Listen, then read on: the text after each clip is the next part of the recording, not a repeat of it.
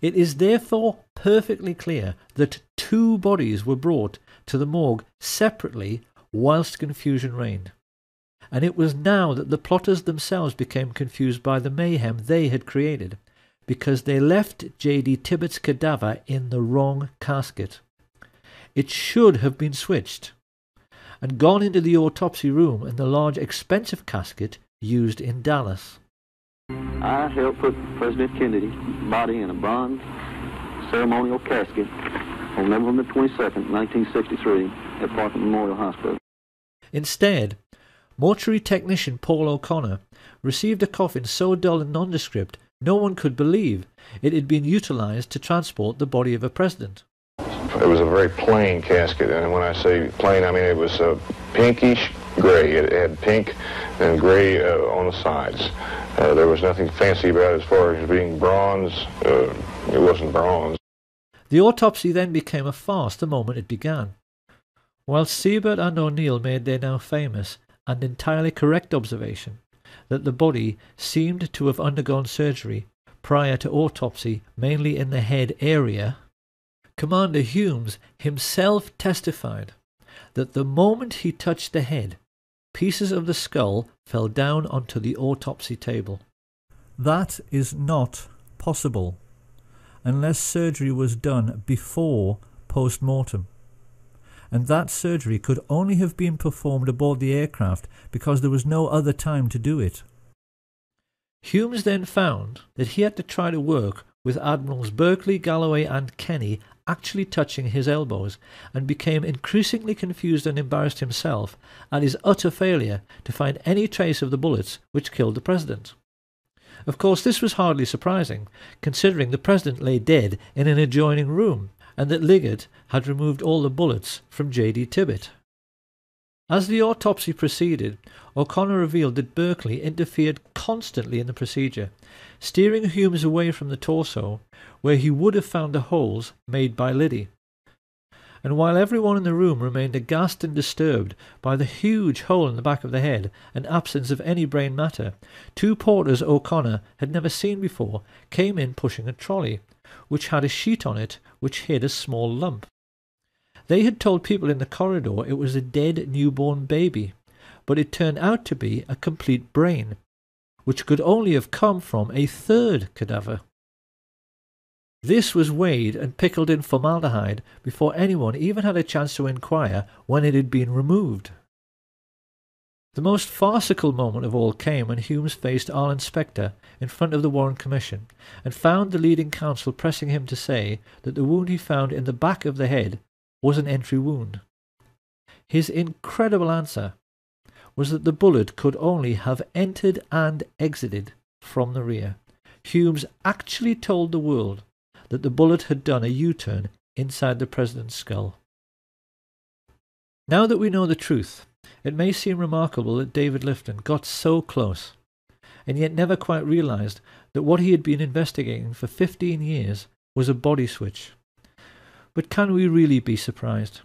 Like so many other decent men, Lifton was simply unable to imagine that anyone could ever think up such a grotesque and degenerate conspiracy. He simply never realized that what he was dealing with was nothing less than the devil himself. And for those who find all this impossible to accept, one of the devils who murdered JFK, Frank Sturgis, was perfectly candid about how routine body switches had become in the CIA by 1963. There was a switch. Body switch. A body switch, yes. The truth about the autopsy is that the devils who killed Kennedy messed up very badly. They had wanted to show the world actual photographs of a single bullet wound from behind.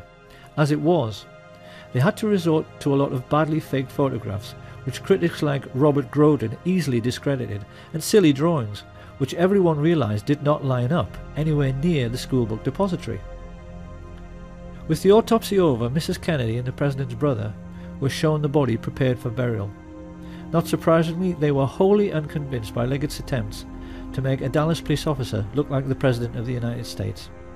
Witnesses there at the time said Bobby scoffed and said, "It doesn't look anything like him," while Mrs. Kennedy became adamant. "It isn't Jack," she declared. "That looks like something you'd find in Madame Tussauds wax museum." Many people have studied this alleged picture of the president's remains and wondered how it could possibly be John F. Kennedy when the Zapruder film clearly shows this right temple area being blown apart by the impact of the frangible bullet. The simple answer is that this is not JFK. It's the corpse of Officer J.D. Tibbet, surgically altered to look like the president. On arriving home, Liggett was informed the plot was in serious trouble. His wife Lois told how he staggered in the door, unkempt, dishevelled, and quite obviously exhausted, which was very out of character for a man who took pride in always being neat, tidy, and organised. It was about 24 hours before I heard from him. He came home and he walked in the door, and when I saw him, he physically looked like he had really been through a very traumatic experience. His clothes were disarrayed, and that was so out of character for him. And he said, "We're going to get out of town for a while until all of this blows over." And that was a quote, because I thought, well, what blows over? Minutes later, they were speeding down the highway towards Corpus Christi, utterly bewildered as to what on earth was going on.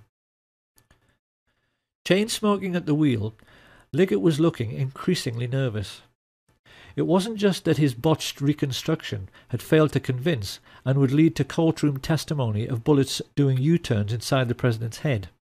The problem was that the patsy was still alive. Deputy Sheriff Roger Craig told investigators it was plain to him that Lee Harvey Oswald was not meant to survive his arrest procedure. He said that when he arrived at the Texas Theater, a group of his fellow officers were waiting at the rear, guns drawn, and that it was quite obvious that Oswald was meant to make a break out the back door where he would run into a hail of gunfire. However, Oswald himself was an intelligence agent, and once he realized he had been chosen as the fall guy, he briefly prolonged his existence by loudly yelling so that all the witnesses present could hear, "I am not resisting arrest. I am not resisting arrest." This is why Liggett, like all the others involved in the plot, was shaking in his boots on November 23rd. They were all aware that a sharp lawyer could get Oswald released simply by discovering that the chain of evidence had been broken in relation to Kennedy's remains. Once free to talk, and with intimate knowledge of the major players in the assassination plot, he could have gotten the heads of the FBI and CIA, all the military chiefs of staff, the mafia chieftains, and the Dallas oil men all thrown in jail together for murder. Many people have wondered how the plotters could be so unbelievably dumb and so unbelievably obvious as to have Oswald murdered live on national television. The simple truth was that they had absolutely no choice. Their botched assassination attempt had proved that they were not as smart as they thought they were. The actual shooting had gone very badly. Most of the shots had missed. They'd had to botch the autopsy, and now they were having to botch the silencing of the patsy. Lois Liggett recalled that the moment Ruby fired, the atmosphere in their motel room evaporated. The minute he saw that, he looked at me and said, "Everything's okay now," and you could just see his face. He was like all the pressure had been taken off of him. All of a sudden he was like, sigh of relief, let's go, we can go home now. It was basically, pack your things, come on, we're leaving, now we can go. The family turned around and went straight back home to discover that Mr. Liggett now enjoyed a new vocation. It appeared he had suddenly come into millions, which bought his family a big new house and himself a new lifestyle, which included many wild poker parties at which, among others, he hosted David Ferrie. This was not Lois Liggett's scene. She divorced him, heard that not long afterwards he was arrested for murder, and then shot dead while trying to escape. But this was not the end of Liggett's story. His new wife told Lois that the man she buried could not have been John Melvin Liggett. because the corpse she was shown had a moustache and he couldn't grow one. Then many years later, Lois Liggett actually saw her deceased ex-husband in a casino while on a trip to Las Vegas. Quite clearly, this man had been the beneficiary of yet another CIA body switch. And to this day, doubts remain as to the true fate of Jack Ruby, Lee Oswald, John Liggett, and the President himself. Many researchers now believe the plotters may have kept Kennedy's remains as a souvenir and buried J.D. Tibbett in Arlington Cemetery.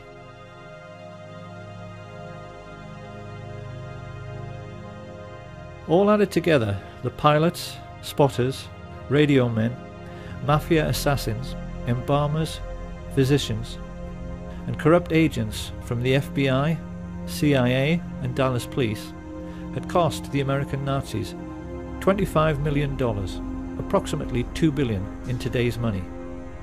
But they could afford it. In the years that followed, they cynically kept the war in Vietnam going by putting in just enough troops so that the line never moved forward or back. And while the American fat cats grew fatter on military-industrial contracts, their mafia friends used the CIA's complete immunity to smuggle trillions of dollars worth of cocaine and heroin around the world. Sir, the Republicans are trying to blame you for the existence of a small air base at Mena, Arkansas.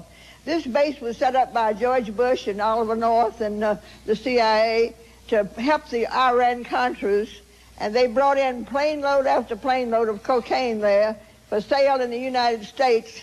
And then they took the money and bought weapons and took them back to the Contras, all of which was illegal, as you know, under the Boland Act.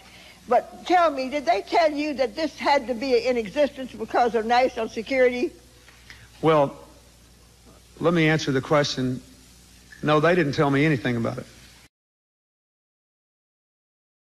Of course, when criminals are making easy money, they tend to become lazy and careless, and this is what led to Watergate. Someone's here.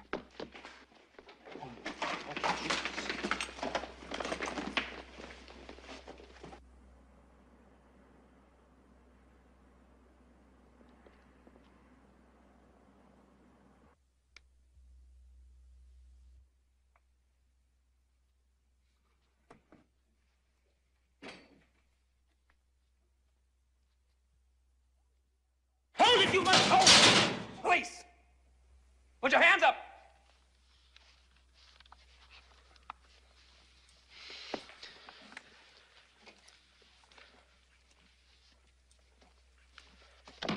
Drop that jacket!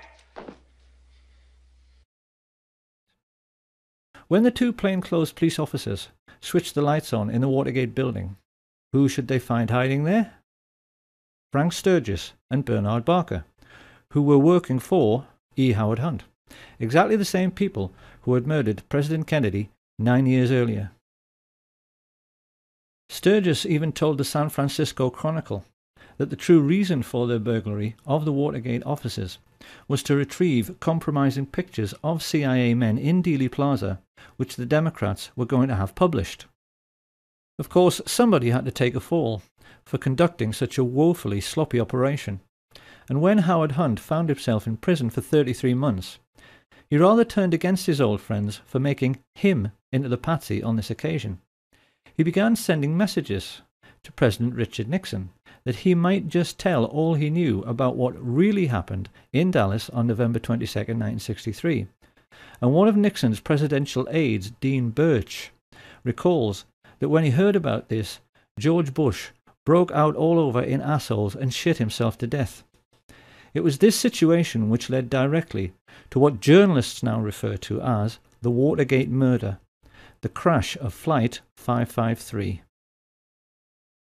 On December the 8th, 1972, Dorothy Wetzel Hunt, the wife of E. Howard Hunt, boarded a flight from Washington to Chicago. A CIA agent like her husband, she carried $250,000 in her bag, which was to buy the silence of his Watergate co-conspirators. Travelling along with Dorothy was CBS news correspondent Michelle Clark, whose CIA boyfriend had been able to give her a unique journalistic insight into what Watergate was really all about. These two women boarded the aircraft with a dozen other individuals who at that time had information which E. Howard Hunt claimed was going to blow the White House out of the water. As the plane made its final approach through fog and very low cloud, the people living near the aircraft runway sensed something rather strange was going on. The normally quiet suburban street suddenly filled up with cars, and a moment later, having been told to power down too early, Flight 553 emerged from the mist and clipped the branches of some trees before crashing on top of several bungalows on West 70th Street. The watching neighbours were then staggered to see FBI agents immediately leap out of their cars and start rooting around in the debris, a full 10 minutes before the fire brigade even arrived on the scene. 44 people, including Dorothy Hunt and Michelle Clark, were killed in the crash. E. Howard Hunt served his time and came out of prison a widower and $1 million richer. The Nazi shadow government of the United States had faced a blackmail threat and the possibility that their complicity in the murder of President Kennedy might become public knowledge. Their response was to bring down a civilian airliner onto a residential district. They covered it up by having FBI agents on the ground seek out and remove all incriminating documents from the dead bodies found in the wreckage. And when the local TV station received an anonymous phone call from a radio ham who had monitored the deliberately misleading exchanges from the Midway Control Tower, which caused 553 to crash, an FBI agent simply confiscated all the tapes, thus eradicating all information pertaining to the accident. This is how the agents of the US government now behave. They function essentially as a goon squad of mercenaries and murderers, hardly any different to Hitler's Gestapo, and are used as a private intelligence service and as personal hitmen for America's richest families, their only role being to cover up the dirty tricks which the rich people are playing on their fellow countrymen every day.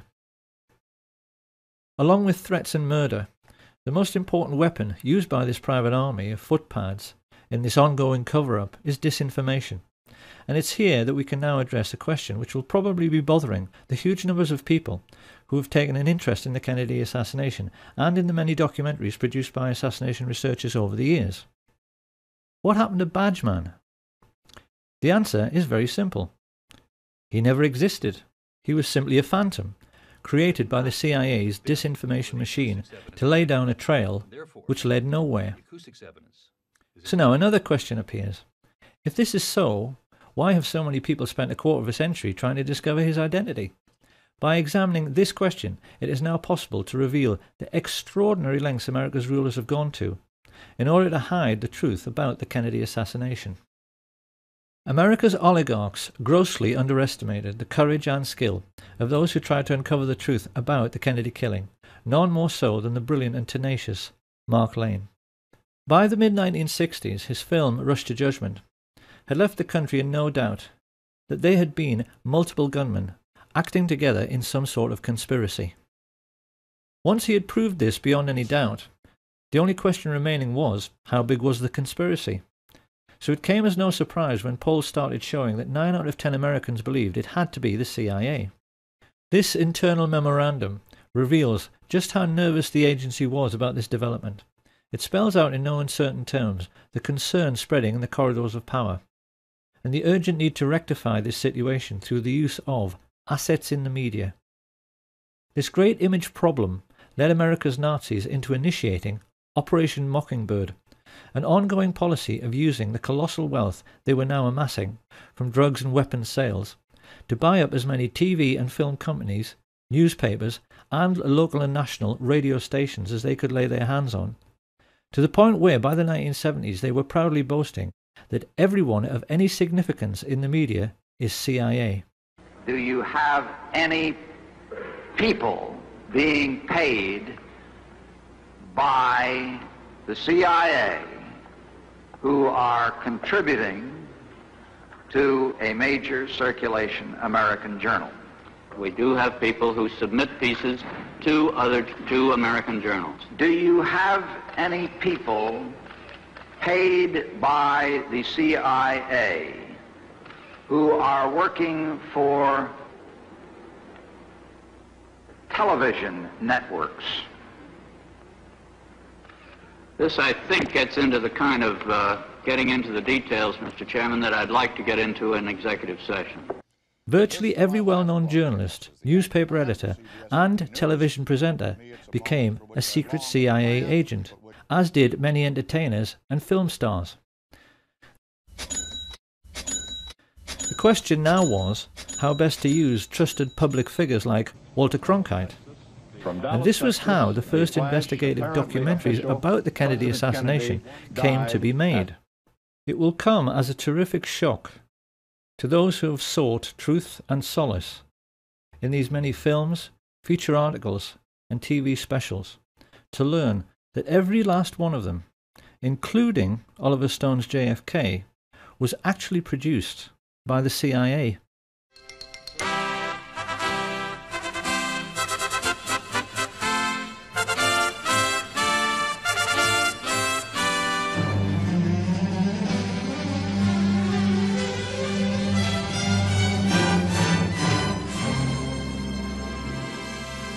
A classic early example of this kind of disinformation was the Nova film, which featured two scientists, Brian Holstrom and Steve Isabel, who found Badgeman in a tiny fragment of the famous Mary Moorman Polaroid through photographic enhancement.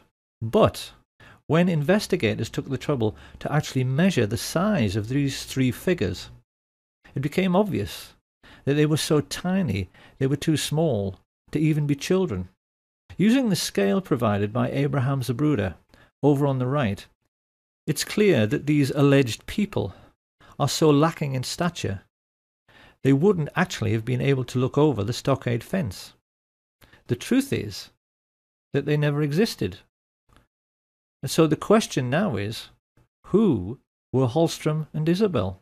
And who, for that matter, was Gordon Arnold, the old-age pensioner who appeared in The Men Who Killed Kennedy to claim that Badgeman had kicked him and taken his camera? I could be the only one that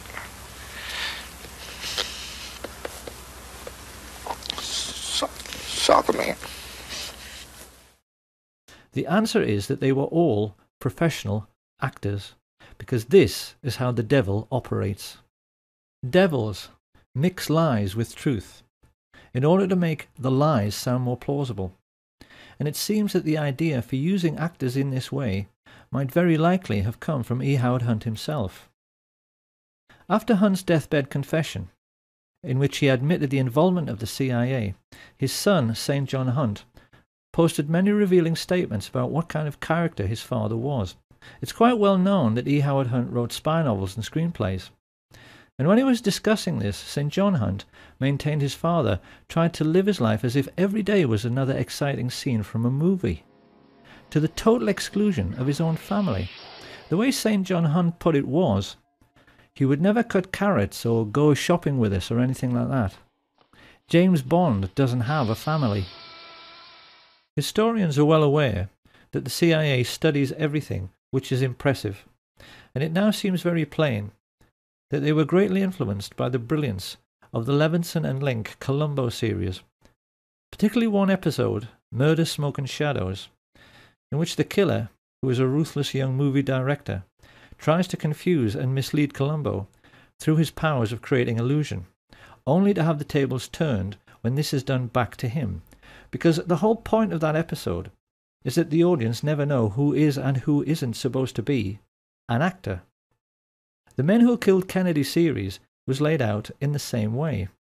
Whilst a few of the interviewees, like the Willis family, were genuine, most of the people claiming to be witnesses were simply actors, whose only job was to keep people's minds on the grassy knoll, so they would never think about the storm drains and where the shots actually originated. Oliver Stone's film was made to serve exactly the same purpose. It's also very clear that the CIA spent a lot of time studying the emotional breakdown in interviews with people like the ambulance driver, Aubrey Reich. Intelligence agents are fully aware that when an audience sees someone sobbing from grief on screen, they tend to become emotional themselves. This is how sensitive, humane people react. And when this happens, you're no longer thinking. And when you're no longer thinking critically, when you suspend skepticism for the sake of emotionalism, you can be fooled. I wanted to tell you why I grieve. But why I don't despair. I'm sorry. Of course, having heard this, people will wonder how anyone could be cynical to such a degree, and it's a perfectly legitimate question, because as we shall see later, this would not be the last time that the American public were fooled by actors sobbing on national TV. And these monstrous fabrications were not confined only to television. Soccer man. In 2003, a book was published called Blood, Money and Power, ostensibly written by Texas law attorney Barr McClellan. This book signalled a shift in establishment policy by claiming that Lyndon Baines Johnson, a natural suspect as the king who might have killed the king, was behind the entire plot, and used his own attorney, Ed Clark, to pay off the gunman. Researchers noticed that at exactly the same time, a lot of information suddenly became available about all the murder plots LBJ had been involved in with Cliff Carter and Billy Solestes. We were then treated to the sensational deathbed confession of E. Howard Hunt. And in the book itself, the serious researchers found this extraordinary paragraph. Wallace centered on Kennedy's head and fired. The shot went almost 200 feet but was barely low and slightly to the right, hitting the president in the back shoulder blade. The bullet was deflected upward ever so slightly, exiting at the tie knot, the bullet's jacket separating to hit and crack the windshield, the remaining slug hitting the curbing in front of James Tague, an onlooker standing in front of the triple underpass on Commerce Street. The slug knocked cement shards in all directions. A splinter nicked Tague on the cheek. So just exactly what is going on here? This is quite obviously a ludicrous assertion. So what is it all about? What it's all about is that the CIA actually wrote this book. They knew that the critics had been able to laugh loud and long at the single bullet theory because the FBI had had to change their story. At first, they had accepted the indisputable evidence that James Tague was scratched by a bullet as he watched from below the overpass, because they initially claimed that the first shot alone had gone through the president and the governor, making 7 separate wounds in 2 different men. The second shot was the headshot, and presumably the third struck Tague. However, once the Zapruder film and dozens of eyewitnesses made it plain the first shot missed, the FBI had a problem. How could they account for the throat shot, headshot, and Tague shot with just 2 remaining bullets?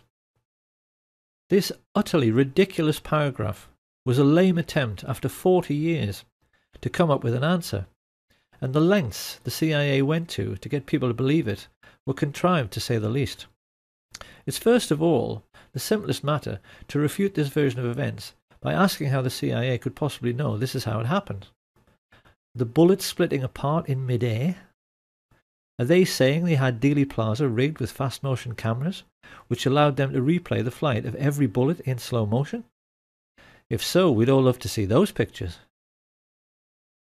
And even more to this, Barr McClellan's interview became the linchpin in the final episode of The Men Who Killed Kennedy, which was then banned from public broadcasting after a lawsuit was allegedly brought against the History Channel by former Presidents Carter and Ford and their friends Jack Valenti, Bill Moyers and Lady Bird Johnson.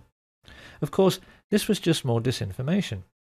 What the plotters hoped to achieve was that by getting the series banned, but making it available on the internet, the seekers after truth would be duped into thinking it must be true, precisely because it had been banned from mainstream media.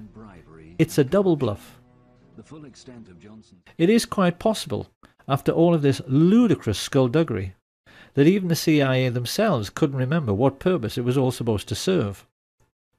But the general idea was that the public was supposed to swallow the notion that Lyndon Baines Johnson was the primary culprit in this entire affair, because he's dead and can't speak for himself. It is absolute nonsense to suggest any such thing. Lyndon Baines Johnson was, like Hitler and Richard Nixon, a mere puppet of the oil men and the merchant bankers and military industrialists. Something he finally admitted to. I can't honestly say that I've ever been completely relieved of the fact that there might have been international connections. You mean you still feel that there might have been? Well, I have not completely discounted. The notion that he was the criminal mastermind behind the Kennedy assassination is simply another disinformation falsehood dreamed up by the CIA. He was most definitely involved in the plot and offered up his personal hitman, Mac Wallace, to be part of it, but the men who actually masterminded the plot were Allen Dulles and David Atlee Phillips, with George Bush being the most important figure in the actual execution of the plan, and even they, in the end, proved themselves to be just as crude and obvious as anyone else in the way they took care of anyone who might incriminate them. On the 22nd of February 1967, Eladio Del Valle and David Ferrie were both murdered within minutes of each other, when it seemed they might give information to the Jim Garrison investigation. Charles Boyd Harrelson and Milwaukee Phil Aldericio suffered convenient early deaths in jail, and having been ordered to testify before the House Select Committee on Assassinations, both Charles Nicoletti and George de Mohrenschildt were shot dead at the same time on the 29th of March 1977. Having been scheduled to testify before the same committee, Johnny Roselli met a similar fate. His body was found floating in an oil drum in Dumbfounding Bay, Miami, just after Malcolm Wallace was murdered in exactly the same way as Lee Bowers. On a stretch of empty American highway, his car was forced off the road, then CIA agents smashed his head into the steering wheel until he died, to make it appear like a single-car accident. Not long afterwards, Sam Giancana was shot in the back of the head while cooking sausages, and his spy inside the Chicago police force, Richard Kane, was blasted to death with a sawn-off shotgun in Rose's Sandwich Shop on the 19th of December, 1973. Absolute proof that George H.W. Bush was the most important figure behind these grisly murders and the Kennedy assassination surfaced quite recently in a declassified FBI memo which revealed he was working for the CIA in 1963 and not from 77 onwards, as he'd always claimed. He had been a lifelong friend of George de Mohrenschildt, who had actually begged him for help when he realized the CIA were trying to kill him. It was therefore rather ironic that when the police checked de Mohrenschildt's wallet, they found an address card which gave them a direct lead straight to the guilty party had they but chosen to follow it up. It said George Poppy Bush, his CIA code name, Zapata Petroleum, Midland, Texas. It became a farewell note from the man who coordinated the crime of the century, a man whose father, Prescott Bush, had created the CIA in the first place, along with his friends some 30 years before, purely in order to take care of their own business interests. They arrogantly believed they were more intelligent than anyone. But in the end, the means the George Bush-led CIA chose to silence all the major underworld figures who might incriminate them proved to be every bit as crude and obvious as Ruby's killing of Oswald on television. The whole point of George Bush and his Central Intelligence Agency was that they were supposed to be intelligent, and yet in the end they couldn't even fool little old ladies. And who is going to inhibit them? The gangsters that are running this country is going to inhibit somebody. All institutions of the American government are essentially a gangster syndicate, and everybody knows this. So perhaps it's time now to ask what we have learned and how best we can use this new understanding about the West's secret history to evaluate what is really going on in our world right now. To begin with, let's answer a couple of questions which have perplexed many people over the years. A great many researchers and historians have wondered why the Kennedy family themselves almost seem to be aiding and abetting the cover-up by choosing to be so quiet about the assassination itself. After the revelations of Chuck Giancana, there now seems little doubt that this is because they know a full disclosure of Joe Kennedy's dirty political dealings with the mafia would likely leave the Kennedy name in a very tarnished state. Up until now, history has tended to give the Kennedy patriarch a distinguished and squeaky clean image which went along with his appointment as the American ambassador to Britain. Like most things about the ruling class, this image is false, because it's clear that Joe Kennedy was every bit as big a crook as his business associate, Sam Giancana. However, it also seems necessary now to revise the entire history of the Kennedy brothers. The reputation of Edward Kennedy never recovered from the Chappaquiddick incident, in which Mary Jo Kopechne lost her life when she drowned in his overturned car when he allegedly drove off this unlit bridge whilst under the influence. At the time, the public believed this was a married man misbehaving, but it's come to light recently that our old friends Frank Sturgis and E. Howard Hunt were seen in the Martha's Vineyard area just prior to the accident. Once again, it's the same dirty people pulling the same dirty tricks. The media's treatment of this affair destroyed any chance Edward Kennedy might have had of becoming president, and we do now have to wonder if this was yet another example of the CIA controlling public opinion. To the same end, it is also now clear why such venerable institutions as the BBC and other prominent European broadcasters have assisted in the cover-up. They always knew the Kennedy assassination was a can of worms, and that if the whole truth in the story were pursued vigorously, it would lead right back to the gates of Auschwitz and the obscene profits which Europe's royalty and heads of state made from their investments in slave labour. This is a brutal truth which the West must now confront, and an equally brutal problem the United States must now face is the question of what has happened to the US military in the intervening years since it murdered its own commander-in-chief. The answer is that America's armed forces are now completely controlled by the American mafia. The mob don't even need hitmen anymore. They use United States Marines as assassins.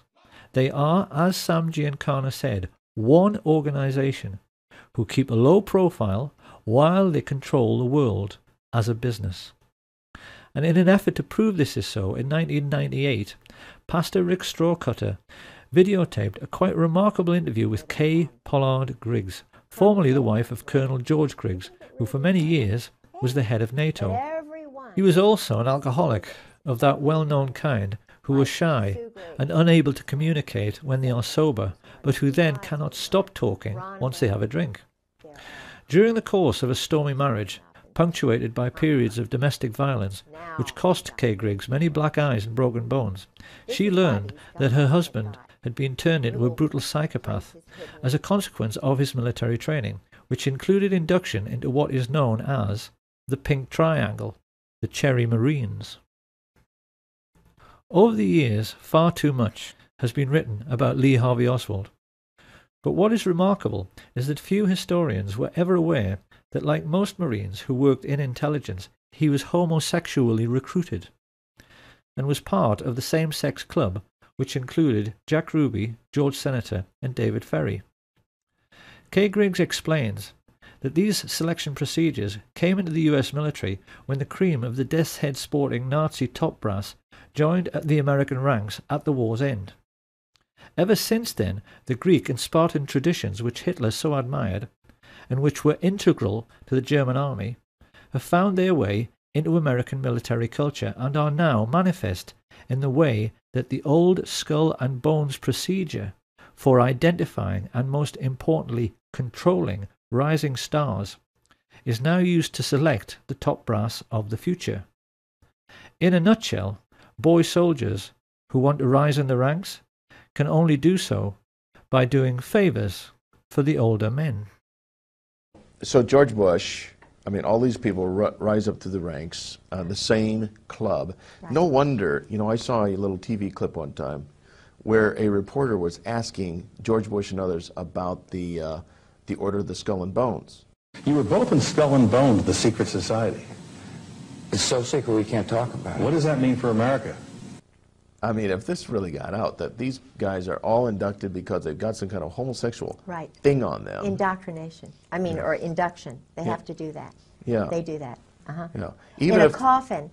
And it's even now coming into the military totally. The chiefs do that. They put them in the coffin. They do the bowling ball trick. Okay, you're gonna explain this. What happens when you get in the coffin? Why do you get in a coffin? Oh, they get when you get your eagles. That's a German thing. Okay. You know, it's what the German High Command did, and most of them, you know, had the boyfriends and stuff, the Krupps and all of that.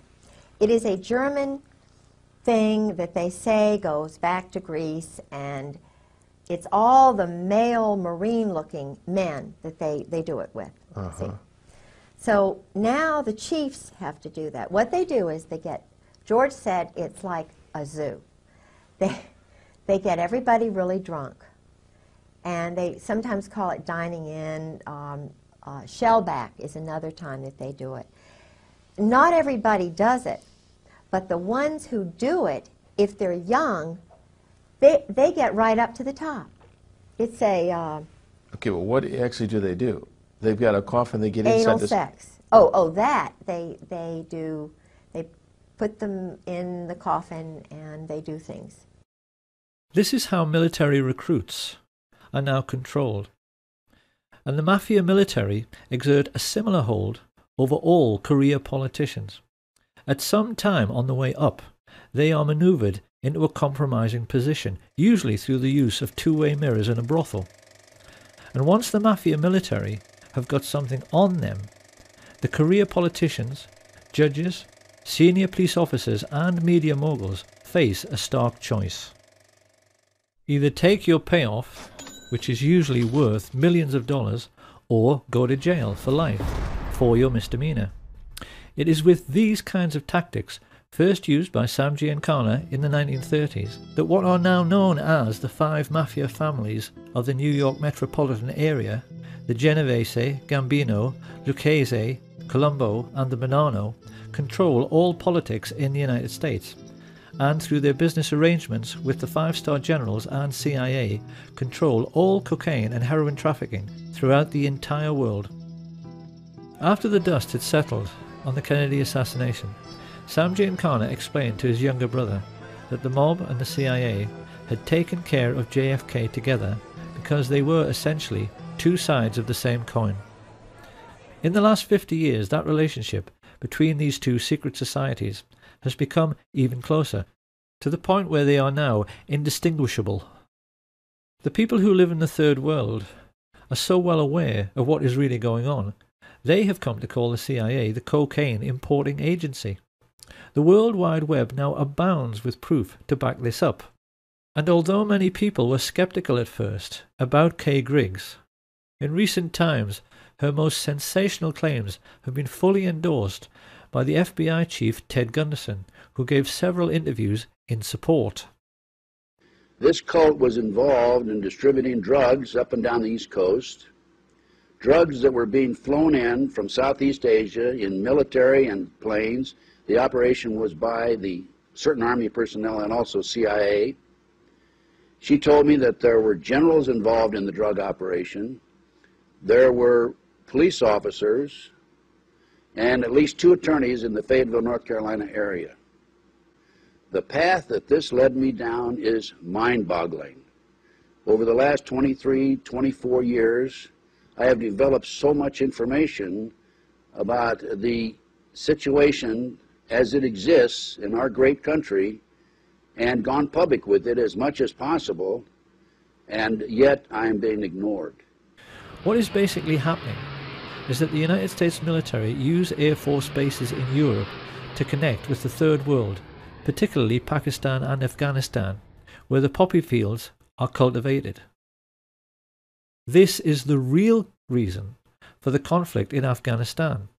It's to protect the record harvests of heroin which almost ended when the Taliban took power. But they don't tell the soldiers this, and it's a truth you'll never hear on NBC or BBC.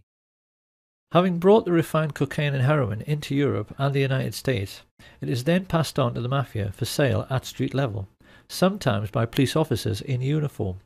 It's an arrangement which nets the generals and the mafia chiefs billions, And the fact that someone of Ted Gunderson's credibility was completely ignored when he went public with this information underlines the fact that our entire mainstream media, as well as the entire justice system, has been bought off.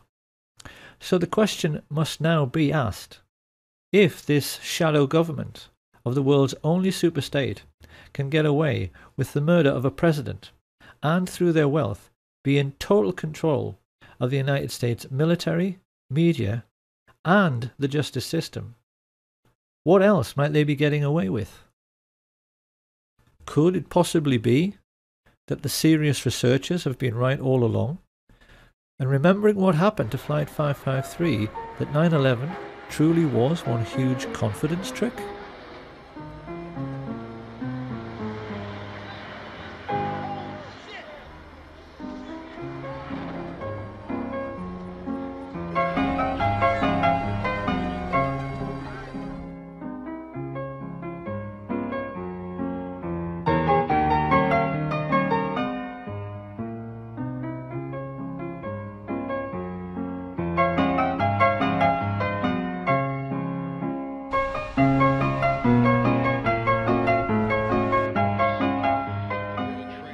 Once the dust had settled on 9/11, people immediately began to realize there was something very wrong with the 9/11 TV coverage.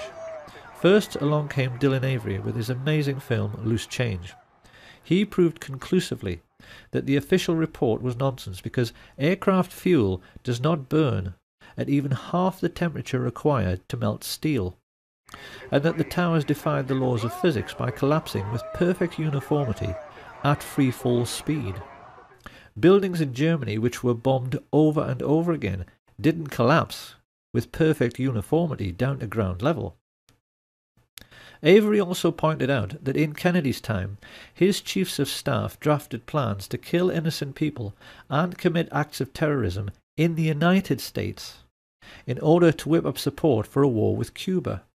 Codenamed Operation Northwoods, these plans included hijacking planes and blowing up ships and landmark buildings in order to stimulate a helpful wave of national indignation which could be used to oust Fidel Castro. And there wasn't anything exceptional in this initiative. Northwoods was an offshoot of the notorious Operation Gladio, a sustained campaign organized by MI6 and the CIA, which perpetrated many bombing atrocities in post-war Europe, which they blamed on what they said were communist terror organizations. A typical example was the horrific bombing of Bologna railway station in 1980. Italians will be appalled to learn this outrage was committed by the Americans and the British. But this particular atrocity, which like all others during this period was intended to keep people living in fear of a bogus enemy, so they would accept increasing state control by so-called strong leaders, illustrates only too well the fact that some 40 years prior to 9/11, the cabal of secret Nazis who killed Kennedy were making serious preparations for terrorist attacks upon their European allies and even upon their own country. In the 9/11 news footage, it is abundantly clear that the interviewees are actually paid actors, speaking lines which have been written for them. I feel like I was in a movie. This is exactly the same situation as in The Men Who Killed Kennedy. And because these are people who are being expected to perform, they tend to overdo it. I could be the only one that... saw the man. They killed the president. And to be honest with you, if I'd have known this,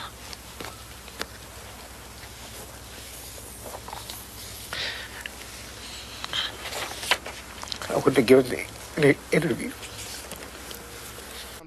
It is perfectly clear that the 9/11 street people are trying much too hard to convince their audience. Approximately several minutes after the first plane had hit, I saw this plane come out of nowhere and just ream right into the side of the Twin Tower, exploding through the other side.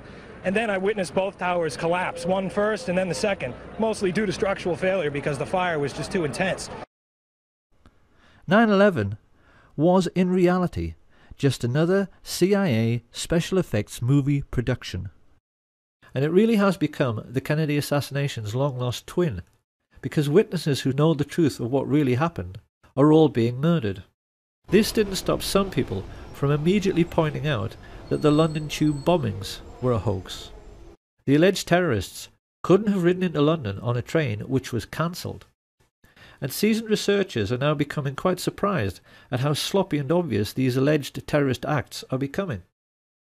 Any detective would instantly realise the Woolwich terror incident was a joke. We were shown pictures of a supposedly decapitated man lying prone on the street. If that were true, he should be lying in a puddle of his own blood, and the alleged attacker would be soaked in blood all over his front from arterial spray. All terrorism is fake. It is military deception practiced by the rich upon the poor in an ongoing class war.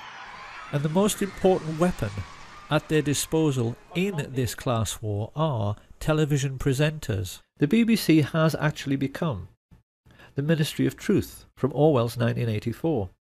Everyone working for the BBC today is a whore of the ruling class and a traitor to our way of life, because it is very hard to believe they are all unwitting accomplices in this class war. When we remember that it was some of the BBC's own journalists who revealed that the 9/11 hijackers were all alive, it's hard to accept that their news presenter colleagues haven't figured out the totalitarian nature of what people like Jane Stanley, who reported the collapse of World Trade Center 7 20 minutes before it came down, are really up to. And yet still they go on giving us reassuring smiles, while telling lies on behalf of the ruling class.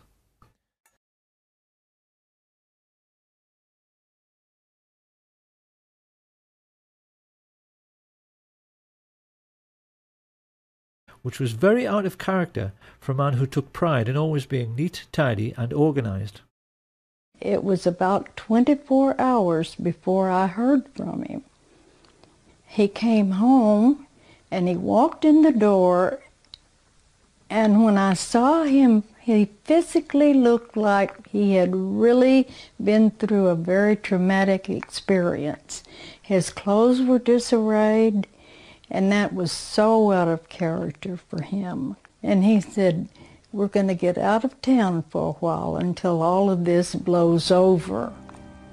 And that was a quote, because I thought, well, what blows over? Minutes later, they were speeding down the highway towards Corpus Christi, utterly bewildered as to what on earth was going on. Chain smoking at the wheel, Liggett was looking increasingly nervous. It wasn't just that his botched reconstruction had failed to convince and would lead to courtroom testimony of bullets doing U-turns inside the president's head. The problem was that the patsy was still alive. Deputy Sheriff Roger Craig told investigators it was plain to him that Lee Harvey Oswald was not meant to survive his arrest procedure. He said that when he arrived at the Texas Theater, a group of his fellow officers were waiting at the rear, guns drawn, and that it was quite obvious that Oswald was meant to make a break out the back door where he would run into a hail of gunfire, that the body seemed to have undergone surgery prior to autopsy, mainly in the head area. Commander Humes himself testified that the moment he touched the head, pieces of the skull fell down onto the autopsy table. That is not possible unless surgery was done before post-mortem. And that surgery could only have been performed aboard the aircraft because there was no other time to do it. Humes then found that he had to try to work with Admirals Berkeley, Galloway and Kenny actually touching his elbows, and became increasingly confused and embarrassed himself at his utter failure to find any trace of the bullets which killed the president. Of course, this was hardly surprising, considering the president lay dead in an adjoining room, and that Liggett had removed all the bullets from J.D. Tibbett. As the autopsy proceeded, O'Connor revealed that Berkeley interfered constantly in the procedure, steering Humes away from the torso, where he would have found the holes made by Liddy. and while everyone in the room remained aghast and disturbed by the huge hole in the back of the head and absence of any brain matter, two porters O'Connor had never seen before came in pushing a trolley, which had a sheet on it which hid a small lump. They had told people in the corridor it was a dead newborn baby, but it turned out to be a complete brain, which could only have come from a third cadaver. This was weighed and pickled in formaldehyde before anyone even had a chance to inquire when it had been removed.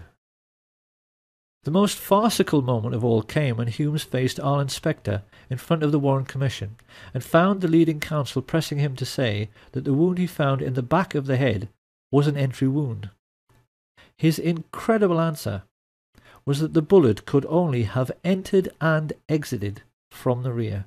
Humes actually told the world that the bullet had done a U-turn inside the president's skull. Now that we know the truth, it may seem remarkable that David Lifton got so close, and yet never quite realized that what he had been investigating for 15 years was a body switch. But can we really be surprised?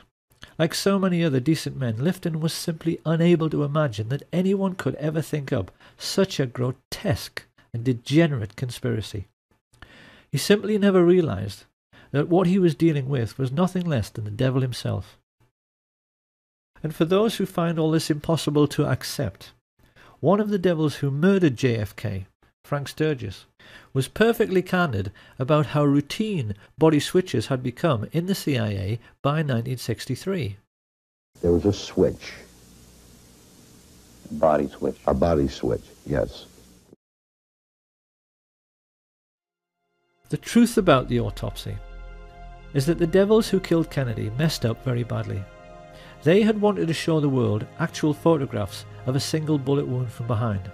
As it was, they had to resort to a lot of badly faked photographs, which critics like Robert Groden easily discredited, and silly drawings, which everyone realized did not line up anywhere near the schoolbook depository. With the autopsy over, Mrs. Kennedy and the president's brother were shown the body prepared for burial. Not surprisingly, they were wholly unconvinced by Leggett's attempts to make a Dallas police officer look like the President of the United States. Witnesses there at the time said Bobby scoffed and said, "It doesn't look anything like him," while Mrs. Kennedy became adamant. "It isn't Jack," she declared. That looks like something you'd find in Madame Tussauds Wax Museum. Many people have studied this alleged picture of the president's remains and wondered how it could possibly be John F. Kennedy when the Zapruder film clearly shows this right temple area being blown apart by the impact of the frangible bullet. The simple answer is that this is not JFK. It's the corpse of Officer J.D. Tibbet, surgically altered to look like the president. On arriving home, Liggett was informed the plot was in serious trouble. His wife Lois told how he staggered in the door, unkempt, dishevelled, and quite obviously exhausted.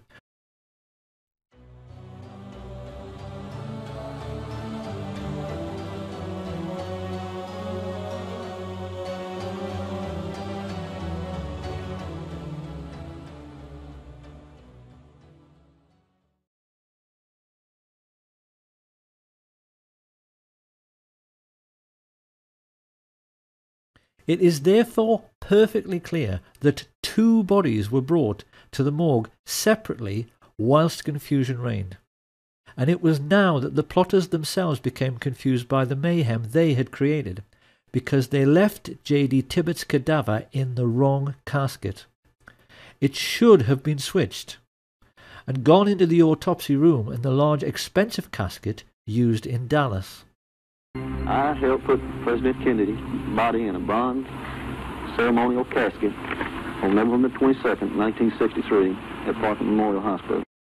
Instead, mortuary technician Paul O'Connor received a coffin so dull and nondescript no one could believe it had been utilized to transport the body of a president.